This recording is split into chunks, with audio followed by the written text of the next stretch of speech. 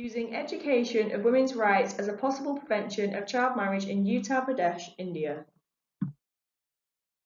Early marriage is a violation of children's human rights and happens to girls under the age of 18 is an extreme manifestation of gender inequality. Despite being prohibited by international law, it continues to rob millions of girls under 18 around the world of their childhood. It also denies girls their right to make vital decisions about their sexual health and well-being.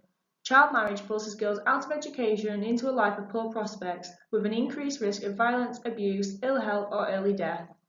Early pregnancy is one of the most dangerous causes and consequences of child marriage. Girls married early are more likely to experience violence, abuse, and forced sexual relations.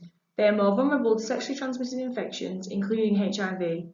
Girls who are married are unlikely to be in school, and education is essential for girls to be able to make informed decisions about their sexual health and well-being. In 2016, Global Citizen suggested that forcing a young girl into marriage generally means she'll be separated from her family and friends and transferred to her husband like a piece of property. In an instant, she'll be expected to become a woman who keeps house and raises a family rather than play and study like the child she is. Next, we are going to give some background information on Uttar Pradesh itself with some facts about population, what it may be famous for, and current issues happening in the state. Uttar Pradesh is a state in northern India. With over 200 million inhabitants, it is the most populous state in India as well as the most populous country subdivision in the world. Uttar Pradesh is at the heart of India, hence it is also known as the heartland of India. Uttar Pradesh is known for its rich culture and tradition. Uttar Pradesh faces issues surrounding education, politics, health sector, population and literacy levels. There are many problems with Uttar, and the first being with the education system. It is said that Uttar is one of the most populous states in India, which is seeking for a better education system, and education is not provided for everybody, and it seems to be lacking with no means for improvement. The second major issue is with politics. The government and justice system are in bad condition due to them not being loyal and accountable for the people of the state. Around 59 million people in Uttar are living in poverty, which suggests the political environment is failing. The population of Uttar is increasingly worrying and concerning for the government, and also the growth of the population is creating more people with increasingly high poverty levels and low literacy rates. Around 69.7% of the population have a low literacy rate. 5 reasons why child marriage still happens. Younger wives are considered to be more obedient. Laws protecting girls aren't enforced. Families believe early marriage will protect girls from sexual violence. The older girls get, the higher the dowry will be for their parents. There are inequalities between girls and boys. The facts and figures. Around 2000, 1 in 3 women between ages of 20 and 24 reported that they were married before 18 years of age. Around 2017, 21% of women globally between 20 and 24 years of age reported that they were married in an informal union before age 18, meaning an estimated 650 million girls and women today were married in childhood. 15 million girls a year are married before the age of 18, and 1.2 million girls married before the age of 18 each year, which is almost 1 every 2 seconds. If we don't act now, more than 150 million girls will become child brides by 2030, and 1.2 billion women alive in 2050 will have married in childhood, equivalent to the population of India. This graph shows the number of women and girls married before the age of 18 in India, South Asia and the world. In the world, there are 650 million girls married before the age of 18, and 223 of these are in India, which is around a third. This diagram shows the number of girls and women who are married before the age of 18 by different states in India. As we can see, Uttar Pradesh has the largest amount in India of child brides, with an estimated number of 36 million. This chart shows the percentage of women aged 20 to 24 who are married before the age of 18 by education, wealth and residence. As you can see from the chart, the largest amount of women married before 18 lived in rural areas, had the poorest wealth and had no education. The question is, how do we go about ending child marriage for women and girls in Uttar Pradesh? Sustainable Development Goals, developed by the United Nations, aim to end poverty and other worldwide deprivations by 2030. In particular, number 5 aims to achieve gender equality and empowerment for all women by 2030, and target 5.3 aims to eliminate the harmful practices of early and child marriage. As seen previously, women and children in India with no education are much more likely to marry under the age of 18 than those with an education or somewhat of an education. This being said, could using education of women and girls' rights as a change agent be a substantial prevention of child marriage? Using the research question, what are the implications of using education of women's rights as a change agent to prevent child marriage in Uttar Pradesh, India? We are going to find out. Before we look into education for women's rights as a change agent, it is important to first note which women's rights approach is being taken to drive the implementation of this change. There are three approaches that can be taken: an instrumentalist approach, a feminist approach, and a transformative approach, which are all defined below. We consider this approach to take a part feminist and part transformative approach. As you can see, feminists are all about the empowerment of women and their voice being heard. This therefore takes a feminist approach because educating men and women in Utah in women's rights helps to understand the importance of a woman being her own person with her own voice, who can speak for herself to refuse marriage at a young age.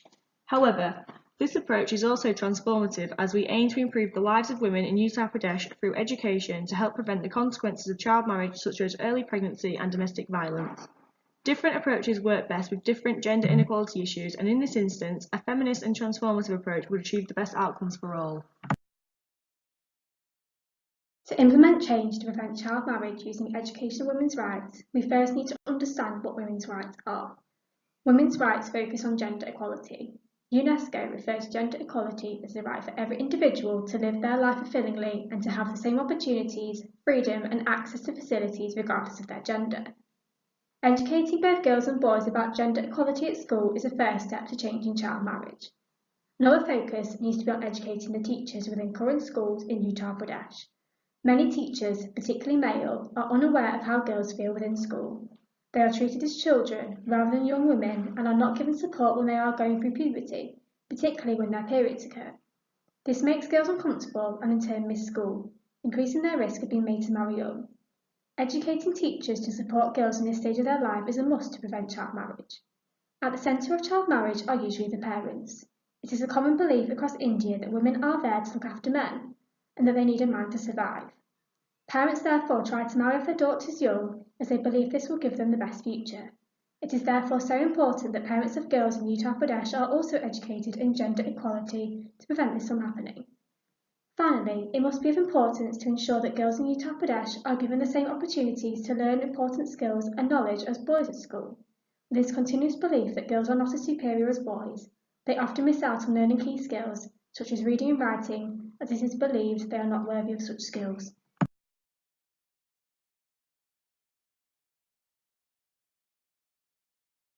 So how will these changes help prevent child marriage in Uttar Pradesh? Firstly, educating young people on gender equality will ensure that girls know their rights and their rightful place in society. This should allow young women to be confident in making their own decisions and to stand up for themselves if they ever find themselves in a situation where they could be forced to marry young. Also, making sure teachers can support these young women through puberty, offering them someone to talk to or advice will make girls feel more comfortable about being at school on their period and less embarrassed. This in turn should decrease the likelihood of them dropping out of school early, which as we know is a big risk factor of child marriage. Making sure parents of these girls are educated in their daughters' rights and the dreadful consequences that arise from forcing them to marry young will create social mobilisation amongst the community in Uttar Pradesh, hopefully beginning to shift the current social norm that child marriage is acceptable. Finally, and we believe most importantly, ensuring girls are educated in vital skills and knowledge, such as how to read and write, opens up a whole prospect of opportunities for their future. These skills will allow young women to venture away from home into further education or work, and so forth be able to create a safe, happy life for themselves where the risk of child marriage is minimised. When using education of women's rights as a change agent to prevent child marriage in Uttar Pradesh, there are external benefits that arise from this. When preventing child marriage, we are also preventing the chances of early or unwanted pregnancy and the chances of women being exposed to physical or domestic violence, as these commonly follow once a child is married young. There are also economic benefits. The more women who are educated in their rights, who are able to stand up for themselves and have the basic knowledge to better themselves, the higher the employment rate within Uttar Pradesh, which therefore will benefit the economy of the whole country in India. We do, however, have to appreciate that there are some limiting factors within this process. The biggest limitation is funding. Education of any kind, whether it is basic literacy or education on women's rights, requires educators, and educators require funding. India is one of the poorest countries in the world, meaning funding for teachers, especially in areas like Uttar Pradesh, is very sparse. The other biggest limitation is society. These beliefs on women have been around in Uttar Pradesh for many years and have been passed on through many generations. It will not be easy to change these beliefs and therefore will be a long, hard process before these society norms are successfully changed.